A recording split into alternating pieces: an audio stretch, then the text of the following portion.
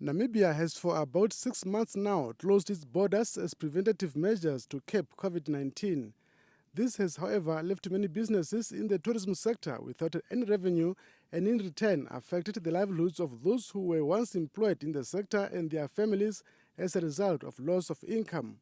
For the purpose of revival, government decided to open business for international tourists as the first step to reinvigorate the tourism industry.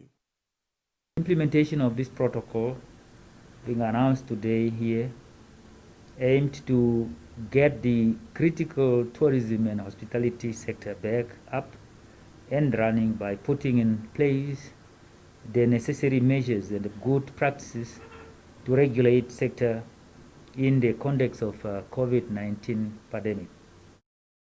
This will now open arrivals for international leisure travelers using the Hosea Kutako International Airport only as an entry point. The new tourism revival measures are part of what was announced by President Hage Geingob as a revival strategy for the country's tourism sector. This is imperative to know that this initiative targets leisure travelers and will be reviewed bi-weekly and amended if necessary as implementation proceeds. All visitors will be required to adhere to the prevailing safety and health regulations in terms of COVID-19 state of emergency. According to the measures, those entering the country will have to present their negative COVID-19 test results not older than 72 hours.